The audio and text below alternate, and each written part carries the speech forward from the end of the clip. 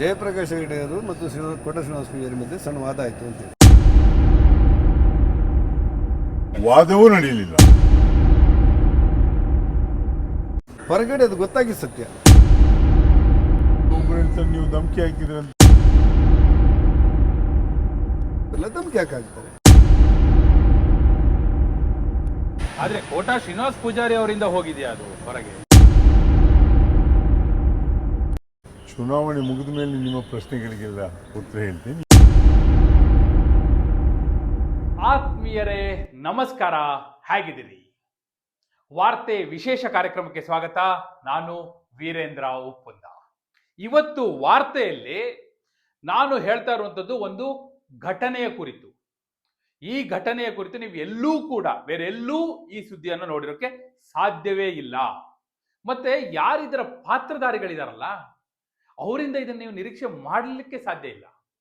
ಇದು ಸಜ್ಜನರ ಅಸಹ್ಯ ರಾಜಕಾರಣ. ಇದು ಈ ಇಬ್ಬರೂ ನಾಯಕರು ಈ ಹಿಂದೆ ಯಾವತ್ತೂ ಕೂಡ ಇಂತಹ ಘಟನೆಯಲ್ಲಿ ಪಾತ್ರಧಾರಿಗಳಾಗಿರಲಿಲ್ಲ. ಯಾರು ಅವರಿಬ್ರು? ಒಬ್ಬರು ಮಾಜಿ ಸಚಿವರು, ಮಾಜಿ ಸಂಸದರು ಜಯಪ್ರಕಾಶ ಹೆಗಡೆ, ಮತ್ತೊಬ್ರು ಮಾಜಿ ಸಚಿವರು ಶ್ರೀನಿವಾಸ ಪೂಜಾರಿ. ಇಬ್ರು ಕೂಡ ಉಡುಪಿ ಚಿಕ್ಕಮಗಳೂರು ಲೋಕಸಭಾ ಕ್ಷೇತ್ರದಿಂದ ಸ್ಪರ್ಧಾಳುಗಳಾಗಿ ಈಗಾಗಲೇ ಚುನಾವಣೆಯನ್ನು ಎದುರಿಸಿ ಫಲಿತಾಂಶದ ನಿರೀಕ್ಷೆಯಲ್ಲಿದ್ದಾರೆ. ಆದರೆ ಈ ನಡುವೆ ಆ ಚುನಾವಣೆಯ ಘಟ್ಟದಲ್ಲಿ, ಅದರಲ್ಲೂ ಮತದಾನದ ದಿನವೇ ಒಂದು ಕೆಟ್ಟ ಘಟನೆ ಘಟಿಸಿ ಹೋಗಿದೆ. ಯಾವುದೇ ಕಾರಣಕ್ಕೂ ಇಂತಹ ಘಟನೆ ನಡಿಬಾರ್ದಿತ್ತು, ಆದರೆ ನಡೆದು ಹೋಗಿದೆ. ಏನಾಗಿದೆ? ನಾನು ನಿಮಗೆ ಮೊದಲು ಆ ಘಟನೆಯನ್ನು ವಿವರಿಸ್ತೀನಿ. ನಿಮಗೆ ಆನೆಗುಡ್ಡೆ ದೇವಸ್ಥಾನ ಚೆನ್ನಾಗಿ ಗೊತ್ತು. ಆನೆಗುಡ್ಡೆ ಗಣಪತಿ ದೇವಸ್ಥಾನ ಅದಿರೋದು ಕುಂದಾಪುರದ ಕುಂಬಾಶಿಯಲ್ಲಿ. ಅದೇ ಕುಂಬಾಶಿಯಲ್ಲಿ ಪಾಕಶಾಲೆ ಅಂತ ಒಂದು ಹೋಟೆಲ್ ಇದೆ, ಪ್ರತಿಷ್ಠಿತವಾದ ಹೋಟೆಲ್. ಅಲ್ಲಿ ಚುನಾವಣೆ ನಡೀತಲ್ಲ, ಯಾವತ್ತು ಮತದಾನ ನಡೀತಲ್ಲ ಉಡುಪಿ ಚಿಕ್ಕಮಗಳೂರು ಲೋಕಸಭಾ ಕ್ಷೇತ್ರಕ್ಕೆ, ಅವತ್ತು ಜಯಪ್ರಕಾಶ್ ಹೆಗ್ಡೆ ಅವರು ಅಲ್ಲಿ ಹೋಗಿ ತಿಂಡಿ ತಿಂತಾ ಇರ್ತಾರೆ. ಅದೇ ಸಂದರ್ಭದಲ್ಲಿ ಅಲ್ಲಿಗೆ ಬಿಜೆಪಿ ಅಭ್ಯರ್ಥಿ ಆಗಿರುವಂತ ಶ್ರೀನಿವಾಸ ಪೂಜಾರಿ ಅವರು ಎಂಟ್ರಿ ಕೊಡ್ತಾರೆ. ಎಂಟ್ರಿ ಕೊಟ್ಟವರು ಸಹಜವಾಗಿ ಜಯಪ್ರಕಾಶ್ ಹೆಗ್ಡೆ ಅವ್ರ ಹತ್ರ ಹೋಗ್ತಾರೆ. ಹೋಗ್ಬಿಟ್ಟು ಕೈ ಮುಗಿತಾರೆ, ನಮಸ್ಕಾರ ಮಾಡ್ತಾರೆ. ಒಂದು ಸೌಜನ್ಯದ ಪ್ರತೀಕ ಅದು. ನಾ ಹೇಳದ್ನಲ್ಲ, ಇಬ್ಬರು ಕೂಡ ಸಜ್ಜನರು ಅಂತ ಕರೆಸ್ಕೊಳ್ಳುವವರು. ಇದು ಸಹಜವಾಗಿ ನಡೆದುಕೊಳ್ಬೇಕಾದಂಥ ರೀತಿ. ಅವರ ವ್ಯಕ್ತಿತ್ವವು ಅಂಥದ್ದೇ. ಆದರೆ ಈಗ ಜಯಪ್ರಕಾಶ್ ಹೆಗ್ಡೆ ಅವ್ರ ಮೇಲೆ ಹೊರಗಡೆ ಕೇಳಿ ಬರ್ತಾ ಇರುವಂತ ಆರೋಪ ಏನು ಅಂದ್ರೆ, ಅವರು ಈ ಸಂದರ್ಭದಲ್ಲಿ ಪೂಜಾರಿ ಅವರಿಗೆ ಧಮಕಿ ಹಾಕಿದ್ರು ಅನ್ನುವಂತ ಆಪಾದನೆ ಹೊರಗಡೆ ಕೇಳ ಬರ್ತಾ ಇದೆ. ಸ್ವತಃ ಜಯಪ್ರಕಾಶ್ ಹೆಗ್ಡೆ ಅವರು ಕೂಡ ಹೇಳಿದ್ದಾರೆ, ಹೌದು ಈ ರೀತಿ ಧಮಕಿ ಹಾಕಿದ್ದಾರೆ ಅನ್ನುವಂತ ಸುದ್ದಿ ಆಗಿದೆ ಅಂತ ಸ್ವತಃ ಜಯಪ್ರಕಾಶ್ ಹೆಗ್ಡೆ ಅವರು ಹೇಳ್ತಿದ್ದಾರೆ.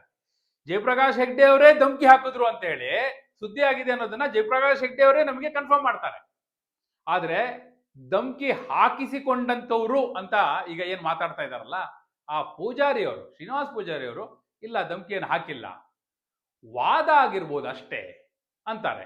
ಈ ಕಡೆ ಜಯಪ್ರಕಾಶ್ ಹೆಗ್ಡೆ ಅವ್ರು ಏನಂತಾರೆ ಗೊತ್ತಾ, ವಾದವೂ ಆಗಿಲ್ಲ ಅಂತ ಹೇಳ್ತಾರೆ. ಹಾಗಾದ್ರೆ ನಿಜಕ್ಕೂ ನಡೆದಿದ್ದೇನು? ಇವರಿಬ್ಬರು ಹೇಳುವ ಪ್ರಕಾರ ಆನ್ ರೆಕಾರ್ಡ್ ನೋಡಿ, ನಾನು ಇಬ್ಬರ ಸಂದರ್ಶನವನ್ನು ಕೂಡ ಮಾಡಿದ್ದೇನೆ. ಜಯಪ್ರಕಾಶ್ ಹೆಗ್ಡೆ ಅವರ ಸಂದರ್ಶನವೂ ಇದೆ, ಈ ಘಟನೆಯ ಬಗ್ಗೆ ಅವರ ಹೇಳಿಕೆ ಇದೆ. ನಾ ಸುಮ್ಮನೆ ಹೇಳ್ತಾ ಇಲ್ಲ, ಇದು ಕಟ್ಟುಕತೆ ಅಲ್ಲ, ಅಂತೆ ಕಂತೆ ಅಲ್ಲ, ಅವರ ಅಧಿಕೃತ ಹೇಳಿಕೆ ಇದೆ.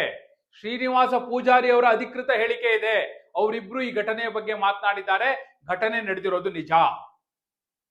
ಪಾಕಶಾಲಾ ಹೋಟೆಲ್ನಲ್ಲಿ ಇವರಿಬ್ಬರ ನಡುವೆ ಏನ್ ನಡೀತು? ಜಯಪ್ರಕಾಶ್ ಹೆಗ್ಡೆ ಅವರು ಹೇಳೋದು, ಅವ್ರು ಬಂದು ನಮಸ್ಕಾರ ಮಾಡಿದಾಗ ನಾನು ಅವ್ರಿಗೆ ಹೇಳಿದೆ, ಏನೆಲ್ಲ ನಡೀತಲ್ಲ ಈ ಚುನಾವಣೆಯಲ್ಲಿ, ಅದಕ್ಕೆ ಚುನಾವಣೆಯ ನಂತರ ನಾನು ತಕ್ಕ ಪ್ರತ್ಯುತ್ತರವನ್ನ ಕೊಡ್ತೇನೆ ಅಂತ ಹೇಳಿದೆ. ಅದು ನಗ್ನಗ್ತಾನೆ ಹೇಳಿದೆ ಅಂತ ಜಯಪ್ರಕಾಶ್ ಹೆಗ್ಡೆ ಅವ್ರು ಹೇಳ್ತಾರೆ. ಈ ಕಡೆ ಶ್ರೀನಿವಾಸ ಪೂಜಾರಿ ಅವ್ರು ಹೇಳ್ತಾರೆ, ಹೌದು ನಾ ಹೋಗಿ ನಮಸ್ಕಾರ ಮಾಡಿದೆ ಸೌಜನ್ಯದಿಂದ.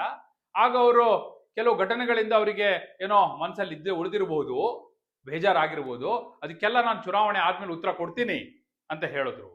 ಸೊ ಇದನ್ನ ಅಲ್ಲಿ ಹೋಟೆಲ್ನಲ್ಲಿ ಇದ್ದವ್ರು ಎಲ್ಲ ನೋಡಿದ್ದಾರೆ. ಸೊ ಅವರು ಎಲ್ಲೋ ಹೊರಗಡೆ ಹೋಗಿ ಹೇಳಿರ್ಬೋದು, ಹೀಗೆ ವಾದ ವಿವಾದ ನಡೆದಿದೆ ಇಬ್ಬರ ನಡುವೆ ಅಂತ ಅಂತೇಳಿ. ಆದ್ರೆ ಜಯಪ್ರಕಾಶ್ ಹೆಗ್ಡೆ ಅವ್ರು ಹೇಳೋದೇನು ಗೊತ್ತಾ, ಇಲ್ಲ ಇದು ಶ್ರೀನಿವಾಸ ಪೂಜಾರಿ ಅವರೇ ಹೊರಗಡೆ ಹೋಗಿ ಹೇಳಿರೋದು, ಬೇರೆ ಯಾರು ಅಲ್ಲ.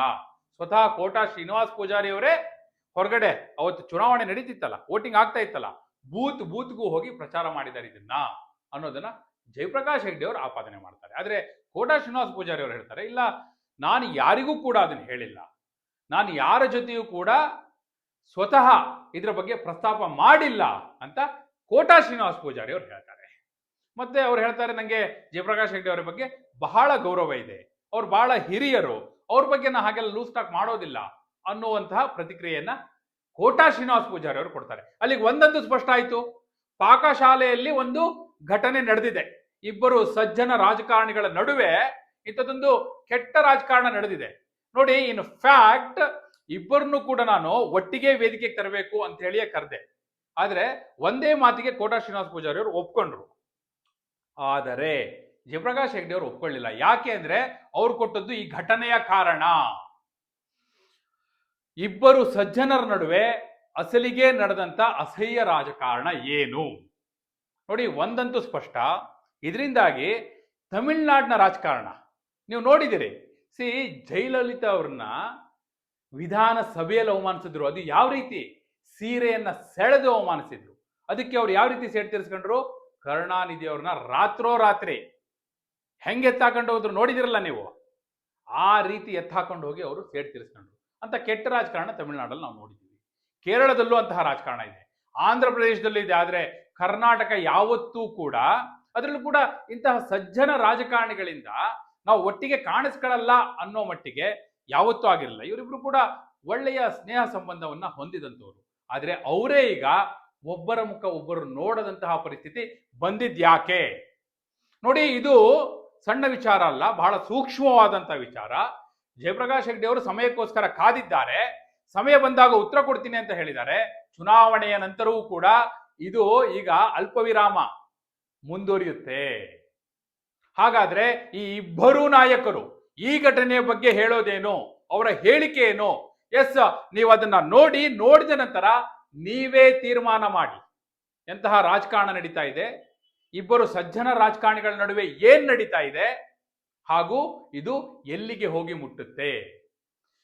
ಪಾಕಶಾಲೆಯಲ್ಲಿ ನಡೆದಂತಹ ಘಟನೆ, ನಿಮ್ಮ ಪ್ರಕಾರ ಇದರಲ್ಲಿ ಅವರಿಬ್ಬರ ಹೇಳಿಕೆಯನ್ನು ನೋಡಿದ ನಂತರ ಯಾರು ಸರಿ ಯಾರು ತಪ್ಪು? ಎಸ್, ನಿಮ್ಮ ಅಭಿಪ್ರಾಯವನ್ನ ಕಮೆಂಟ್ ಮೂಲಕ ತಿಳಿಸಿ. ಹಾಗೆ ನೀವಿನ್ನೂ ನಮ್ಮ ಚಾನೆಲ್ನ ಸಬ್ಸ್ಕ್ರೈಬ್ ಮಾಡಿಲ್ಲ ಅಂದ್ರೆ ವಾರ್ತೆಯನ್ನ ಈಗಲೇ ಸಬ್ಸ್ಕ್ರೈಬ್ ಮಾಡಿ. ಈಗ ಇಬ್ಬರೂ ನಾಯಕರ ಹೇಳಿಕೆಗಳು ನಿಮ್ಮ ಮುಂದೆ. ಜಯಪ್ರಕಾಶ್ ಹೆಗ್ಡೆ ಅವರು ಮತ್ತು ಕೋಟಾ ಶ್ರೀನಿವಾಸ ಪೂಜಾರಿ ಮಧ್ಯೆ ಸಣ್ಣ ವಾದ ಆಯಿತು ಅಂತ. ವಾದವೂ ನಡೆಯಲಿಲ್ಲ. ಹೊರಗಡೆ ಅದು ಗೊತ್ತಾಗಿ ಸತ್ಯ. ಒಬ್ಬರು ಹೇಳ್ತಾರೆ ನೀವು ಧಮಕಿ ಹಾಕಿದ್ರಂತ. ಧಮಕಿ ಹಾಕಾಗ್ತದೆ. ಆದ್ರೆ ಕೋಟಾ ಶ್ರೀನಿವಾಸ್ ಪೂಜಾರಿ ಅವರಿಂದ ಹೋಗಿದೆಯಾ ಅದು ಹೊರಗೆ? ಚುನಾವಣೆ ಮುಗಿದ ಮೇಲೆ ನಿಮ್ಮ ಪ್ರಶ್ನೆಗಳಿಗೆಲ್ಲ ಉತ್ತರ ಹೇಳ್ತೀನಿ. ಪಾಕಶಾಲೆಯಲ್ಲೆಲ್ಲೋ ನೀವು ಅವರು ಎದುರು ಬದಲಾದ್ರಿ. ಆ ಸಂದರ್ಭದಲ್ಲಿ ಅವ್ರು ಚುನಾವಣೆಯ ನಂತರ ನಾ ಎಲ್ಲ ಉತ್ತರ ಕೊಡ್ತೀನಿ ಅಂತ ಹೇಳಿದ್ರು, ಪೋಲಿಂಗ್ ಡೇ ದಿನ. ಆಗ ನೀವು ಅದನ್ನ ಹೋಗಿ ಬೂತ್ಗಳಲ್ಲೆಲ್ಲ ಅದನ್ನ ಹೇಳಿದ್ರಿ ಅನ್ನುವಂಥದ್ದು ಹೇಳ್ತಾರೆ ಇಲ್ಲ ಅಲ್ಲ? ಬೂತ್ನಲ್ಲಿ ಅಲ್ಲಿ ಹೋಟ್ಲಲ್ಲಿ ಇದ್ದವ್ರು ಯಾರೋ ಹೇಳಿದ್ದಾರೆ ಹೊರಗಡೆ. ಜಯಪ್ರಕಾಶ್ ಹೆಗ್ಡೆ ಅವರು ಮತ್ತು ಕೋಟಾ ಶ್ರೀನಿವಾಸ ಪೂಜಾರಿ ಮಧ್ಯೆ ಸಣ್ಣ ವಾದ ಆಯಿತು ಅಂತ. ಆವಾಗ ಯಾರೋ ಕೇಳಿದ್ರು, ಏನು ಹೇಳಿದ್ರು? ನಾನು ಹೇಳಿದೆ, ಅವರು ನಾನು ನಮಸ್ಕಾರ ಹೇಳಿದೆ ಅವರಿಗೆ. ಅವ್ರು ಹೇಳಿದ್ರು, ಚುನಾವಣೆ ನಂತರ ನೀವು ಹೇಳಿದಕ್ಕೆಲ್ಲ ಉತ್ತರ ಕೊಡ್ತೇನೆ ಅಂತ ಹೇಳಿದ್ರು. ನಾವು ಹಿರಿಯರಿದ್ರಿ ಅಂತೇಳಿ ನಾನು ಬಂದಿದ್ದೆ ಅಂತ ಹೇಳಿದೆ. ಆ ಉತ್ತರಗಳು ಟೀಕೆ ಅಂತ ಅರ್ಥ ಅಲ್ಲ. ಎಲ್ಲೋ ಅವ್ರ ಮನಸ್ಸಿಗೆ ಸಮಾಧಾನ ಆಗದಿರುವಂಥ ಯಾವುದಾದ್ರೂ ಉಲ್ಲೇಖಗಳನ್ನು ನಾನು ಮಾಡಿದ್ದಿದ್ರೆ ಉತ್ತರ ಕೊಡ್ತೇನೆ ಅಂತ ಅವರು ಹೇಳಿದ್ದಿದ್ರೆ ತಪ್ಪು ಏನು ಆಗಿರಲಿಕ್ಕೆ ನಂಗೆ ತೋರಿಲ್ಲ. ಆ ಕಾರಣಕ್ಕೆ ಅವ್ರು ಏನು ಹೇಳಿದಾರೋ ಗೊತ್ತಿಲ್ಲ. ಅಂತ ತಪ್ಪು ಅಭಿಪ್ರಾಯಗಳಿದ್ದರೆ ನಾನೇ ಅವ್ರ ಜೊತೆ ಮಾತಾಡಿ ಸರಿಪಡಿಸ್ತೇನೆ. ಅಲ್ಲ, ಆ ರೀತಿ ಏನಾದರೂ ಆಯ್ತಾ ಅಲ್ಲಿ ಆ ಪಾಕಶಾಲೆಯ? ಇಲ್ಲ. ಪಾಕಶಾಲೆಯಲ್ಲಿ ಅವರು ಉಪಹಾರ ಮಾಡ್ತಾ ಇದ್ರು. ನಾನು ಹೋದಾಗ ನೋಡಿದವರಿಗೆ ನಮಸ್ಕಾರ ಹೇಳಿದೆ. ಹೀಗೆ ಸೌಜನ್ಯದಿಂದ ಅವ್ರು ಹೇಳಿದ್ರು, ನೀವು ಕೆಲವು ಮಾತುಗಳನ್ನು ಹೇಳಿದ್ವಿ, ಉತ್ತರ ನಂತರ ಕೊಡ್ತೇನೆ ಅಂತ ಹೇಳಿದ್ರು. ಅದನ್ನು ಗದರಿಸಿ ಹೇಳಿದ್ದಲ್ಲ, ಜೋರು ಮಾಡಿ ಹೇಳಿದ್ದಲ್ಲ, ಆಕ್ರೋಶದಿಂದ ಹೇಳಿದ್ದ ಧ್ವನಿಯಾಗಿ ನಂಗೆ ತೋರಿಲ್ಲ. ಸರ್ ನೀವು ಹಿರಿಯರಿದ್ರಿ ಅಂತೇಳಿ ನಾನು ಬಂದಿದ್ದೆ ನಮಸ್ಕಾರ ಮಾಡಿ, ಇಷ್ಟು ಮಾತ್ರ ಹೇಳಿದ್ದೆ. ಅವರಿಗೆ ಯಾವ ರೀತಿ ಹೊರಗಡೆ ಯಾವ ರೀತಿ ಅಂತ ಪ್ರಚಾರ ಆಯಿತು ಅನ್ನೋ ನಂಗೆ ಗೊತ್ತಿಲ್ಲ. ಹೊರಗಡೆ ಅದು ಗೊತ್ತಾಗಿ ಸತ್ಯ. ಶ್ರೀನಿವಾಸ ಪೂಜಾರಿ ಮತ್ತು ಅವರಿಬ್ಬರು ಮಾತಾಡ್ತಾ ಇದ್ರು ಅಂತೇಳಿ ಏನೋ ಮಾತಾಡಿ ಮತ್ತು ಅವರು ನಂತರ ಉತ್ತರ ಕೊಡ್ತೇನೆ ಅಂತ ಜಯಪ್ರಕಾಶ್ ಹೆಗ್ಡೆ ಅವರಿಗೆ ಹೇಳಿದರು ಅಂತ ಹೇಳಿ ಹೊರಗಡೆ ಸುದ್ದಿ ಹೋದಾಗ ಬೇರೆ ಇರ್ಬೋದು ಇಲ್ಲಿ. ಅಲ್ಲಿ ಯಾರೋ ಬೂತ್ನಲ್ಲಿ ಕೇಳಿ ಯಾವ ಬೂತ್ ಅಂತ ನಂಗೆ ಗೊತ್ತಿಲ್ಲ, ಕೇಳಿರ್ಬೋದು, 2-3 ಜನ ಕೇಳಿದ ನನ್ನ ಹತ್ರ. ನಾನು ಇಷ್ಟೇ ಹೇಳಿದೆ, ಹೆಗಡೆ ನಂಗೆ ಸಿಕ್ಕಿದ್ರು ಸೌಹಾರ್ದಯುತವಾಗಿ ಮಾತಾಡಿ ಬನ್ನಿ ಅಂತ ಹೇಳಿದ್ದಾರೆ. ಮತ್ತೇನಾಗಿದೆ ಗೊತ್ತಿಲ್ಲ. ಹೊರಗಡೆ ಹೋಗಿದೆ, ಆದ್ರೆ ಕೋಟಾ ಶ್ರೀನಿವಾಸ್ ಪೂಜಾರಿ ಅವರಿಂದ ಹೋಗಿದೆಯಾ ಅದು ಹೊರಗೆ? ಇಲ್ಲ, ನನಗೆ ಗೊತ್ತಿಲ್ಲ. ಆದ್ರೆ ಸಾಮಾನ್ಯವಾಗಿ ಸುದ್ದಿ ಬಂದಿರುತ್ತೆ. ನಿಮ್ಮಿಂದ ನೀವೇ ಹೋಗಿ ಹೇಳಿದ್ರಿ ಅಂತ ಆಪಾದನೆ ಇಲ್ಲ, ಕೇಳಿದ್ದಾರೆ ಕೆಲವರು, ನೀವು ಅವ್ರು ಏನೋ ಮಾತಾಡಿದಂತೆ. ನಾನು ಹೇಳಿದೆ ಈಗ ಹೇಳಿದ್ದಾರೆ ಅಂತ ಹೇಳಿದೆ. ಅದ್ರ ಹಿನ್ನೆಲೆಯಲ್ಲಿ ನಾನು ಅವ್ರನ್ನ ಅದೇ ತಪ್ಪು ಮಾಡಿದ್ದಾರೆ ಅಂತ ನಾನು ಹೇಳಿಲ್ಲ, ಮತ್ತೆ ಹೇಳೋದಿಲ್ಲ. ನಂಗೆ ಅದ್ರದ್ದೆಲ್ಲ ಅವಶ್ಯಕತೆ ಅಲ್ಲ. ಅದೇ ತಪ್ಪು ಮಾಡಿದ್ದಾರೆ ಅಂತ ಹೇಳಿದ್ರು ಪರವಾಗಿಲ್ಲ. ಕೋಟಾ ಶ್ರೀನಿವಾಸ್ ಪೂಜಾರಿ ಅವರು ಹೇಳಿದ್ದಾರೆ, ಜಯಪ್ರಕಾಶ್ ರೆಡ್ಡಿ ಅವರು ಧಮಕಿ ಹಾಕಿದ್ದಾರೆ ಅನ್ನುವಂತ ಮಾತಾಡಿ. ಇಲ್ಲ, ಧಮಕಿ ಹಾಕಿಲ್ಲ. ಇಲ್ಲ, ಧಮಕಿ ಹಾಕಿಲ್ಲ. ಸೌಜನ್ಯಕ್ಕೆ ಮಾತಾಡಿದ್ದಾರೆ. ಅವ್ರ ಮನಸ್ಸಿಗೆ ಸಾಮರ್ಥ್ಯ ಇಲ್ದಿರುವಂಥ ಯಾವುದೋ ಒಂದು ಶಬ್ದದೋ ವಾಕ್ಯವೋ ಪ್ರಚಾರದಲ್ಲಿ ಬಂದಿರಬಹುದು. ಅದಕ್ಕೆ ನಾನು ಚುನಾವಣೆ ನಂತರ ಉತ್ತರ ಕೊಡ್ತೇನೆ ಅಂತ ಹೇಳಿದ್ದಾರೆ. ಅದು ಹೇಳಿದ್ರಲ್ಲಿ ಏನು ತಪ್ಪಾಗಿ ನಂಗೆ ತೋರಿಲ್ಲ. ಧಮಕಿ ಹಾಕಾಗ್ತಾರೆ, ಧಮಕಿ ಎಲ್ಲ ಹಾಕಿಲ್ಲ. ಏನು ಪ್ರಚಾರ ಆಗಿದೆ ನಂಗೆ ಗೊತ್ತಿಲ್ಲ. ಒಂದು ವೇಳೆ ಅಂಥದ್ದೇನಾದ್ರು ಅಪಪ್ರಚಾರ ಆದರೆ ನಾನೇ ಅವ್ರ ಜೊತೆ ಮಾತಾಡಿ ವಿಚಾರವನ್ನು ಸ್ಪಷ್ಟಪಡಿಸ್ತೇನೆ. ಅದನ್ನ ಮರೆತು ಮುಂದುವರಿಲಿಕ್ಕೆ ಕೋಟಾ ಶ್ರೀನಿವಾಸ್ ಪೂಜಾರಿ ಅವರು ರೆಡಿ ಇದ್ದೀರಿ? ನಮ್ಮಲ್ಲಿ ಏನು ಗೊಂದಲವೇ ಇಲ್ಲ. ಹಿಂದುವರಿ ಪ್ರಶ್ನೆ ಇಲ್ಲ. ನಾವು ಅವ್ರಿಗೆ ಏನು ಗೌರವ ಕೊಡಬೇಕು ಅದು ಕೊಡ್ತೇವೆ. ನನ್ನಲ್ಲಿ ಏನು ಗೊಂದಲ ಇಲ್ಲ. ಒಂದು ವೇಳೆ ಅವರಲ್ಲಿ ಏನೋ ಗೊಂದಲ ಇದ್ದರೆ ಸರಿಪಡಿಸ್ಕೊಡ್ತೇನೆ. ಇದು ಚುನಾವಣಾ ಪ್ರಚಾರದ ವೇದಿಕೆಯಲ್ಲಿ ನಡೆದಲ್ಲ, ಮತದಾನದ ದಿನ ಒಂದು ಹೋಟೆಲ್ನಲ್ಲಿ ನೀವು ಅವರು ಎದುರಾಗ್ತೀರಿ. ಎದುರಾದ ಸಂದರ್ಭದಲ್ಲಿ ಒಂದು ವಾದ ನಡೆಯುತ್ತೆ ಅನ್ನುವಂಥ ವಿಚಾರಗಳನ್ನ ಕೆಲವರು ನಿಮ್ಮ ಹತ್ತಿರದ ಕಾರ್ಯಕರ್ತರು, ಅವರ ಹತ್ತಿರದ ಕಾರ್ಯಕರ್ತರು, ಮುಖಂಡರು ಇವ್ರ ನಡುವೆ ಚರ್ಚೆಗೆ ಬಂದು ಕಡೆಗೆ ಅದು ಯಾವ್ಯಾವ ರೀತಿಯೆಲ್ಲ ಹೋಗಿದೆ ಅಂದರೆ ಕೆಲವು ಕಡೆ ಎಲ್ಲ ಧಮಕಿ ಹಾಕಿದ್ರಂತೆ ಅನ್ನುವಂಥ ಮಾತುಗಳೆಲ್ಲ ಬಂದಿದೆ. ಹೌದಾ? ಏನು ನಡೀತು ಅಸಲಿಗೆ? ನಾನು ಒಬ್ಬನೇ ಹೋಗಿ ತಿಂಡಿ ತಿಂತಾ ಇದ್ದೆ. ನನ್ನ ಡ್ರೈವರ್ ಇನ್ನೊಂದು ಟೇಬಲ್ನಲ್ಲಿ ಕೂತಿದ್ದ, ಅವನಲ್ಲಿ ತಿಂಡಿ ತಿಂತಾ ಇದ್ದೆ. ನಾನು ಇಲ್ಲಿ ತಿಂದೆ ಎಂದು ಮಾನ್ಯ ಶ್ರೀನಿವಾಸ್ ಪೂಜಾರಿ ಅವರು ಅಲ್ಲಿಗೆ ಬಂದರು. ನಮಸ್ಕಾರ, ಇಬ್ಬರು ಒಬ್ರಿಗೊಬ್ಬರು ನಮಸ್ಕಾರ ಆಯಿತು. ನಾನು ನಗಾಡ್ತಾ ಹೇಳಿದೆ, ಚುನಾವಣೆ ಮುಗಿದ ಮೇಲೆ ನಿಮ್ಮ ಪ್ರಶ್ನೆಗಳಿಗೆಲ್ಲ ಉತ್ತರ ಹೇಳ್ತೀನಿ, ಈಗ ಬೇಡ ಅಂತ ನಕ್ಕೊಂಡು ಹೋದ. ತಿಂಡಿ ತಿನ್ನಲಿಕ್ಕೆ ಶುರು ಮಾಡಿದೆ. ಅಷ್ಟಾದದ್ದು ಬಿಟ್ಟು ಅದಕ್ಕಿಂತ ಒಂದು ಶಬ್ದ ಹೆಚ್ಚು ಆಗಲಿಲ್ಲ, ಕಮ್ಮಿ ಆಗಲಿಲ್ಲ, ಅಷ್ಟೇ ಆಗಿದ್ದು.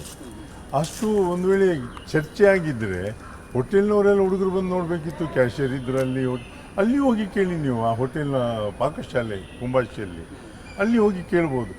ನಾನು ಅಲ್ಲಿಂದ ಕುಂದಾಪುರಕ್ಕೆ ಹೋಗಿ ವಾಪಸ್ ಬಂದು ಕರಾವಳಿಯಲ್ಲಿ ಬರುವಾಗ ಹೀಗೆ ಒಬ್ಬರು ಹೇಳ್ತಾರೆ ನೀವು ಧಮಕಿ ಹಾಕಿದ್ರಂತೆ, ನನ್ನ ಪ್ರಶ್ನೆ ಮಾಡಲಿಕ್ಕೆ ಶುರು ಮಾಡಿದೆ. ನಾನು ಹೇಳಿದ್ದು ನಡೆದದ್ದಿಷ್ಟೇ ಮಾಡಿದೆ, ಅದಕ್ಕಿಂತ ಜಾಸ್ತಿ ಏನೂ ಆಗಲಿಲ್ಲ ಅಂತ ಹೇಳಿದೆ. ನಾನು ಇವತ್ತು ಅವರ ಹತ್ರ ಅದೇ ಹೋಟೆಲ್ನಲ್ಲಿ ಕೂತು ಕೇಳಲಿಕ್ಕೆ ತಯಾರಿದ್ದೆ. ಅಲ್ಲ, ಈಗ ಯಾಕಂದರೆ ನೀವು ಹೇಳಿದ್ದೀಗ ಮುಕ್ತವಾಗಿ ಸ್ಪಷ್ಟವಾಗಿ ಹೇಳಿದ್ರಿ ಏನು ನಡೆದಿದೆ, ಇಷ್ಟು ಘಟನೆ ಇಷ್ಟೇ, ಅದಕ್ಕಿಂತ ಒಂದು ಶಬ್ದ ಜಾಸ್ತಿ ಮಾತಾಡಲಿಲ್ಲ ನಾನು. ಅಷ್ಟೇ ವಿಚಾರ. ನಾನು ಇದನ್ನು ಕೋಟಾ ಶ್ರೀನಿವಾಸ್ ಪೂಜಾರಿ ಅವ್ರ ಜೊತೆ ಚರ್ಚೆ ಮಾಡಿದೆ. ಅವರು ಕೂಡ ಇಲ್ಲ ಧಮಕಿ ಹಾಕಲಿಲ್ಲ, ಜಯಪ್ರಕಾಶ್ ರೆಡ್ಡಿ ಅವರೇನು ಧಮಕಿ ಹಾಕಲಿಲ್ಲ, ಆದರೆ ವಾದ ನಡೆದದ್ದು ಹೌದು. ಅದನ್ನು ನೋಡಿದವ್ರು ಯಾರೋ ಮೂರನೇವ್ರು ಹೇಳಿರ್ಬೋದು. ವಾದವೂ ನಡೆಯಲಿಲ್ಲ ಸತ್ಯ ಹೇಳಬೇಕಾದ್ರೆ. ಅದೇ ಹೋಟೆಲ್ನಲ್ಲಿ ಕೂತು ಚರ್ಚೆ ಮಾಡಬೇಕು.